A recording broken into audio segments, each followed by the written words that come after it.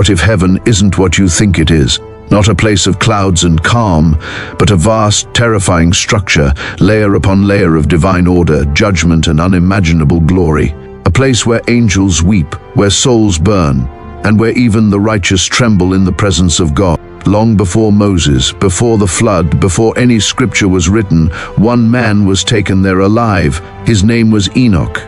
And according to an ancient text nearly lost to time, he didn't just visit heaven. He was dragged through 10 of them, each more overwhelming than the last. What he witnessed wasn't symbolic, it was real, structured, terrifying. This is not myth, this is a cosmic warning. In this video, we're going deep into the Second Book of Enoch, a forbidden account of his ascent into the 10 heavens and the terrifying revelations he brought back. From angelic prisons to the throne of God himself, you're about to see why what Enoch saw will shake your soul. Before we begin, do me a favor. Like this video if you're ready for truth that challenges you. Subscribe for more eye-opening biblical content. Leave a comment with your thoughts or questions. And share this video with someone who's ready to see beyond the veil. Now prepare yourself, because heaven is not silent and it is not safe. Long before the floodwaters rose to cleanse a world drowned in violence, long before the law was given to Moses or the covenant promised to Abraham, there lived a man whose life ended in a way no other has experienced. His name was Enoch. He belonged to the 7th generation from Adam, and he walked the earth in an age so ancient the soil still remembered Eden. In a time when human lifespans stretched nearly 1,000 years and giants still roamed among men, Enoch stood apart, not by strength or by conquest, but by something far more mysterious. He walked with God. The Bible, in its understated power, records his departure with a single haunting sentence: Enoch walked with God, and then he was no more, for God took him. There is no mention of death, no burial, no final words, only disappearance. The man who pleased God vanished from the earth without explanation, but the ancient world did not forget him, and neither did heaven. Centuries later, an apocryphal text known as the Second Book of Enoch would emerge from the shadows of Jewish mystical tradition. Preserved in fragments, translated in secret, and debated for generations, it claimed to tell the full story of what happened to Enoch after he was taken.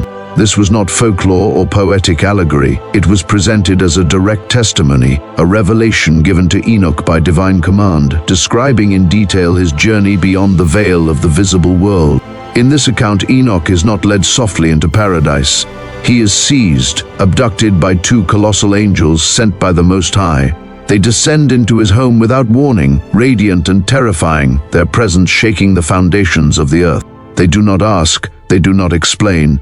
They simply take him, lifting him bodily from the earth and pulling him upward, through clouds, past stars, and into dimensions no human eye was ever meant to see.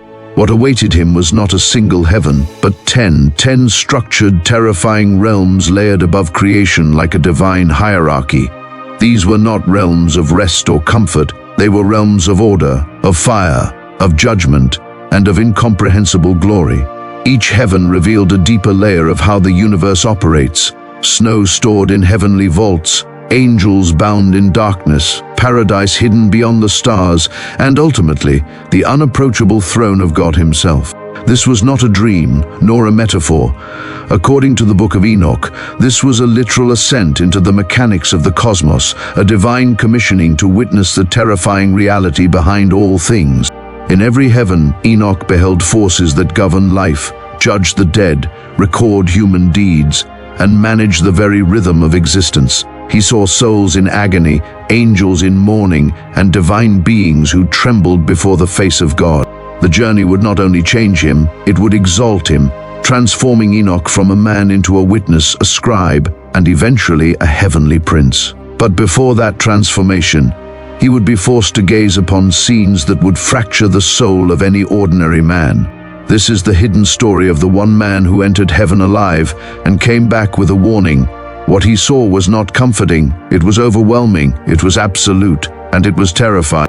As Enoch was drawn upward by the angels, he did not enter a vague spiritual fog or float in a formless paradise. He passed through 10 distinct realms, each with a specific structure, function, and spiritual atmosphere. These were not abstract symbols, they were real, populated and deeply organized. What he saw dismantled any shallow notions of heaven as a quiet resting place. This was a cosmic administration of divine power, full of holy terror, radiant glory, and terrifying judgment. The first heaven, located just above the firmament of the earth, was not empty sky or celestial scenery. It was a functional realm, a vast network of angelic operations where the forces of nature were managed with chilling precision. Enoch saw chambers where snow, rain, hail, frost, and dew were carefully stored like armories, each one catalogued, protected, and prepared to be released at God's command. These were not seasonal phenomena. They were divine instruments of mercy and destruction, regulated by angels who understood the weight of their task. What we call weather, Enoch saw as weaponry, waiting for divine release. The second heaven plunged Enoch into complete darkness. There was no light, no warmth, no beauty, only the cold presence of despair. Here, bound in eternal chains, were the angels who had rebelled long before the flood. These were not merely fallen spirits, but cosmic criminals, celestial beings who had violated divine order and were now imprisoned in agony, groaning in the silence of a judgment that never ends. Cut off from the presence of God, they trembled in anticipation of the day of wrath. Their moans echoed through the void, and Enoch could do nothing but look on. This was a supernatural prison, sealed in horror. The third heaven presented a paradox so sharp it seared the soul. On one side, Enoch beheld paradise, the original Garden of Eden, untouched, uncorrupted, and still guarded by divine power. It was filled with trees that shimmered with eternal fruit, waters that whispered praise, and the souls of the righteous clothed in garments of brilliance. But directly opposite this paradise was a pit of fire, a dimension of punishment where the wicked were held in torment. Screams echoed from the abyss as souls were consumed without end, begging for mercy that would never come. Enoch saw both realms simultaneously, reward and wrath side by side, revealing that eternal destinies are not distant abstractions but present realities already active in the unseen world. The fourth heaven unveiled the great engine of celestial motion. Enoch witnessed the movements of the sun and moon, not as lifeless orbs, but as living, obedient servants of God, guided by intelligent angelic being. Here, time was not a law of physics. It was a sacred rhythm, upheld by divine will. He also saw strange and majestic creatures, Chalkidri, long serpentine beings with multiple wings and glowing eyes, whose entire existence was devoted to singing praises to the Most High. They circled the heavens in unbroken worship, declaring truths humanity could never fully understand. This realm pulsed with divine intelligence, a sacred clockwork singing the name of God. The fifth heaven brought Enoch face to face with the Grigori, the watchers who had once descended to earth, taken human wives, and corrupted mankind before the flood.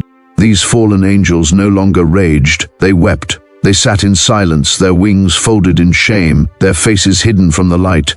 Their glory was gone, their rebellion crushed under the weight of remorse. Moved with compassion, Enoch did what no human had done before. He prayed for them. He asked God to consider their sorrow. Though the watchers could not be redeemed, God recorded Enoch's intercession, marking his compassion as righteous. This realm was heavy with regret, yet still watched by the mercy of heaven. The sixth heaven exposed the unseen governing body of creation. Here, towering archangels kept meticulous records of every soul, every action, every word ever spoken by man. These were not scrolls of parchment, but vast cosmic archives alive with divine light. The angels oversaw the birthing of nations, the rise and fall of rulers, the growth of rivers, the turning of seasons, and the movement of every living thing. They tracked the development of unborn children and held the records of judgment awaiting each human being. Enoch realized in this realm that nothing escapes heaven's gaze. Every heartbeat echoes in eternity. The seventh heaven took Enoch to the outer edge of divine glory. Here, the air itself shook with the sound of angelic worship. Radiant beings, more numerous than stars, stood in perfect order around a light too fierce to behold.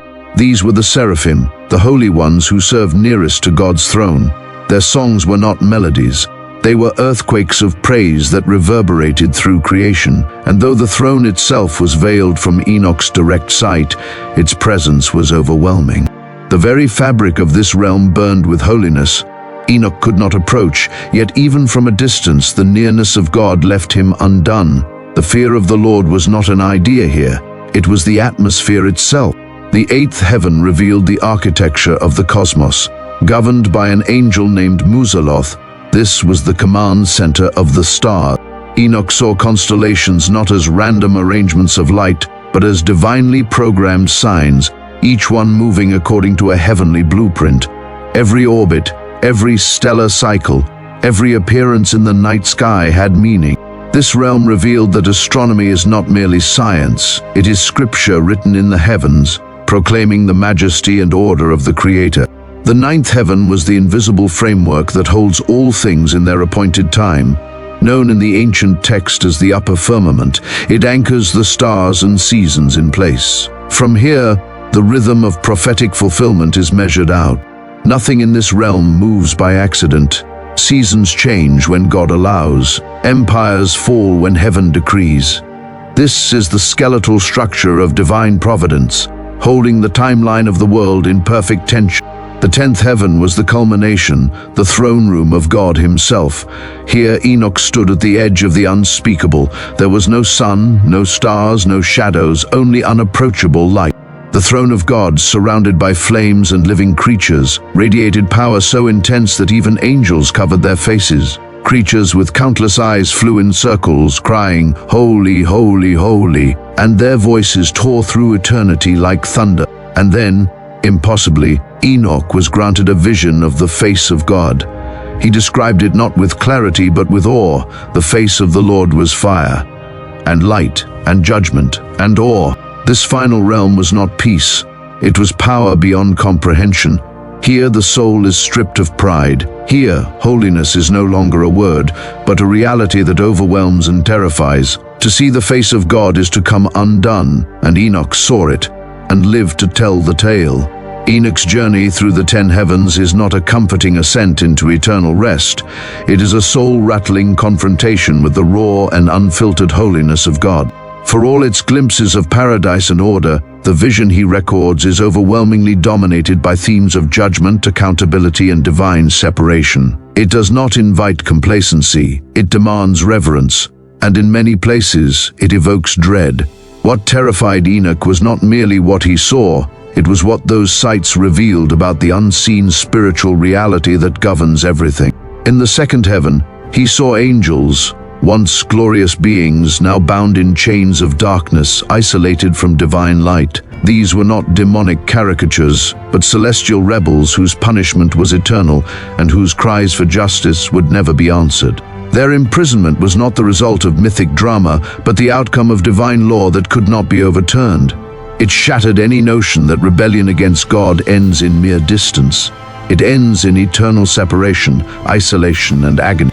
In the third heaven, Enoch saw the torment of wicked human souls.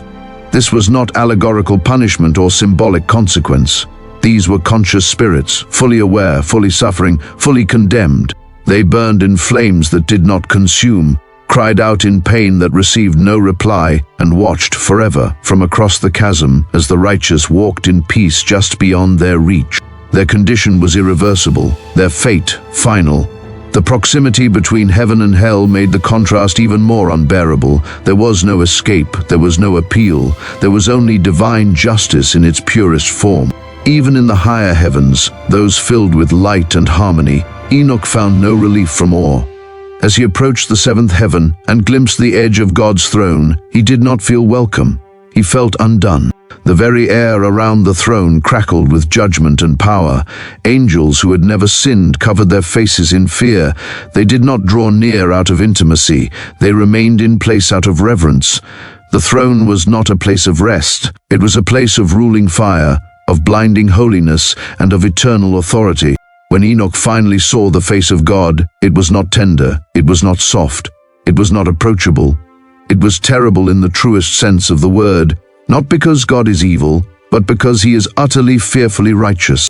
The face of God radiated fire and glory so intense that it nearly destroyed the one who beheld it. Enoch's own words describe not comfort but collapse. The face of the Lord was fire, and light, and judgment, and awe. There was no doubt, no resistance, no pride left in him, only trembling before the weight of absolute holiness. The terror of Enoch's vision lies not in fantasy, but in reality. Heaven, as he saw it, is not built for man's pleasure. It is built for God's glory. It is beautiful, but its beauty is unbearable for the unclean. It is perfectly ordered, but it does not bend. It is majestic, but it offers no sanctuary to the unrighteous. It does not flatter human pride. It crushes it under the weight of divine truth. This is why Enoch's testimony remains terrifying. It reveals that the spiritual world is not shaped by our imagination, but by God's will. And to stand in his presence, one must be utterly transformed or be utterly undone. Enoch's journey through the 10 heavens is more than a spiritual experience. It is a revelation of how reality itself is structured. What he saw exposed the inner framework of the universe, not as a chaotic expanse governed by chance, but as a layered and intelligently designed system upheld by divine authority and maintained by celestial beings. Every detail in the heavens points to a truth that shakes modern assumptions. The universe is not indifferent, it is accountable. At the heart of this vision is divine order. Each level of heaven has a distinct role. The first heaven stores the elements. The 8th heaven maps the stars. The 6th heaven records every human soul. The precision with which these realms operate reveals that nothing in creation is accidental. From the patterns of the weather to the destinies of nations, everything is sustained by angelic administrators who serve under God's command. These beings are not decorative. They are functional, overseeing laws that bind both the spiritual and physical realms. The heavens are not chaotic. They are ordered with terrifying clarity. Running through this order is the theme of judgment and mercy. Enoch sees with his own eyes the eternal fates of both the righteous and the wicked. In the 3rd heaven, he stands between paradise and hell, witnessing the joy of those who walked with God and the torment of those who rejected him. Yet Enoch also learns that God's justice is not deaf to repentance. Even the Watchers, those powerful angels who sinned before the flood, are not ignored in their sorrow. Though they remain bound, their cries are heard, and Enoch's intercession for them is honored. This balance reveals the terrifying duality of divine justice. Mercy is possible but never cheap. Judgment is final but never arbitrary. Perhaps the most human element in the vision is intercession. Enoch is not a passive observer. In the 5th heaven, when he sees the Watchers weeping in chains, he does not recoil. He speaks. He pleads on their behalf. In doing so, he becomes a model of heavenly advocacy. His willingness to act in the presence of overwhelming holiness shows that God's justice allows space for the voice of compassion. Even in a universe ruled by absolute law, there is still room for a righteous man to speak and be heard. But the most overwhelming theme of all is the fusion of majesty and dread. As Enoch ascends, every level increases in intensity. The light grows brighter, the voices grow louder, the beings grow more terrible to behold. And when he reaches the final heaven and sees the throne of God, it is not joy he feels, it is collapse. The holiness of God is not serene, it is consuming. Enoch's encounter with the divine is not peaceful. It is a terrifying confrontation with purity so absolute it annihilates pride and strips away all pretense. The closer he draws to God, the more unbearable that glory becomes. These revelations are not the inventions of mystics. They are not symbolic myths designed to entertain or inspire. According to Enoch, they are the real cosmic order, hidden behind the veil of this world, burning with purpose and righteousness. And for those who take them seriously, they do not produce comfort, they produce trembling. Because to truly understand how the heavens work is to realize just how small we are, how exposed we are, and how near we stand to judgment at every moment. The impact of Enoch's terrifying journey through the 10 heavens did not vanish into obscurity. Though the Second Book of Enoch is not found in most modern Bibles, its influence rippled across centuries, shaping some of the most powerful streams of religious thought in both Judaism and Christianity. His vision was not dismissed as superstition. It was preserved, contemplated, and expanded because those who read it recognized something profoundly true beneath its mystery and fire. Within Jewish mysticism, Enoch's ascent became a foundational narrative. Later texts such as the Zohar, central to Kabbalistic tradition, drew from Enoch's celestial blueprint to develop a deeply symbolic cosmology, one that described not only the structure of the heavens, but also the spiritual anatomy of the human soul. The very idea of ascending through layers of divine realms, of encountering angelic beings who guard the secrets of the universe, is echoed in mystical systems that see the cosmos as a ladder between man and God. Enoch became more than a man. He became the archetype of the mystic, the heavenly scribe, the soul that dared to climb. In Christian eschatology, the legacy of Enoch's vision influenced early conceptions of heaven, judgment, and the angelic world. Church fathers wrestled with his testimony, and echoes of his journey appear in New Testament passages that speak of third heaven visions, heavenly thrones, and books of life. The vivid imagery of Revelation, with its fire, thrones, and multitudes of angels, bears striking resemblance to what Enoch described centuries earlier. His account helped early Christians visualize the terrifying grandeur of the Last Judgment, not as abstract allegory, but as a concrete spiritual reality waiting to be revealed. Enoch's testimony also resonates through the Dead Sea Scrolls, which preserve other Enochian texts and apocalyptic writings that reflect similar visions of divine order and cosmic warfare. These writings reveal that Enoch's revelations were not fringe ideas. They were part of a mainstream apocalyptic worldview in Second Temple Judaism, one that viewed history as a battleground between heaven and earth, light and darkness, holiness and corruption. Perhaps most notably, Enoch's journey birthed the discipline of angelology, the structured study of angels, their ranks, responsibilities, and roles in creation. Long before systematic theology defined the categories of seraphim, cherubim, thrones, and powers, Enoch described a universe teeming with intelligent, terrifying beings assigned to uphold the laws of God. These were not abstract metaphors, they were cosmic functionaries, watchers, recorders, punishers, guardians, each existing for a singular divine purpose. His account forced humanity to reconsider its place in the spiritual hierarchy and to recognize that we are not alone and never have been. In an age where spirituality is often reduced to sentiment and the supernatural dismissed as myth, Enoch's vision speaks with unsettling clarity. It offers a numinous view of existence, a universe not built for human comfort, but for divine glory. His message reminds us that there is law in heaven, structure in eternity, and judgment that cannot be escaped. The heavens are not quiet. They are alive, burning with light, trembling with holiness, and filled with the presence of a God who sees everything. And for those willing to listen, Enoch's terrifying ascent remains one of the most urgent spiritual warnings ever recorded. The journey of Enoch is not a forgotten myth or a mystical curiosity. It is a divine summons, preserved through generations as a wake-up call to those who dare to confront the reality of the unseen world. His ascent into the 10 heavens was not meant to satisfy curiosity or entertain speculation. It was meant to expose the structure of eternity, to reveal that what lies beyond this world is not silent, not shapeless, and certainly not safe. Enoch's testimony shakes us because it reveals that heaven is not passive. It is active, observant, and deeply involved. Every layer of the heavens has purpose. Every angel has assignment. Every chamber has record. The heavens do not sleep.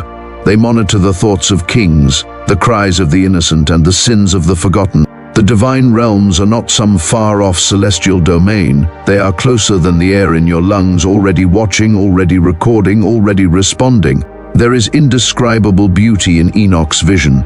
Radiant gardens, angelic choirs, celestial architecture that defies imagination. But intertwined with that glory is an undeniable terror, the torment of the wicked, the sorrow of the fallen, the unyielding laws of justice, and the blazing face of God that no man can gaze upon without trembling. This is not a vision that flatters, it is a vision that strips away illusion. In Enoch's account, holiness is not comforting, it is confrontational, burning away all pretense. The 10 heavens are not merely prophetic symbols, they are operative realities. Even now the scrolls are being written, the watchers remain in chains, the righteous dwell in light, and the throne of God continues to shine in unapproachable brilliance. These realms are not waiting to be discovered. They are already at work, intersecting with our world in ways we rarely perceive but constantly feel. through conviction, consequence, and divine interruption. The true question is not whether these heavens exist, but whether you are prepared to stand before the one who sits at the top of them all. Are you living with reverence for the God whose throne is fire and whose voice shakes stars? Or are you walking through life as though eternity is a myth? Let Enoch's testimony pierce through the noise. Let it break the trance of apathy. Let it remind you that reverence is not outdated, it is essential. Because the fear of God is not mere terror, it is the beginning of wisdom, a trembling that leads not to despair, but to worship. What Enoch saw should terrify you, but if it terrifies you rightly, it may also save you. If this video opened your eyes to something deeper, something you've never considered before, please take a moment to like this video, leave a comment below with your thoughts or questions, and subscribe for more revelations that challenge, inspire, and awaken. And if you know someone who needs to hear this message, share this video with them. Let the voice of Enoch speak again. The 10 heavens are not distant legends. They are divine realities closer than breath, already shaping the fate of the world. Enoch's journey reminds us that we live under the gaze of a holy God, who records, who reigns, and who will return. His story is not one of comfort, but of clarity, a warning, a summon. We are not drifting through a meaningless cosmos. We are moving toward a throne that burns with judgment and mercy. So ask yourself, are you ready to face what lies at the top? Thank you so much for watching. I am truly grateful for every one of you who takes the time to engage, reflect, and seek truth alongside this channel. Your presence here matters.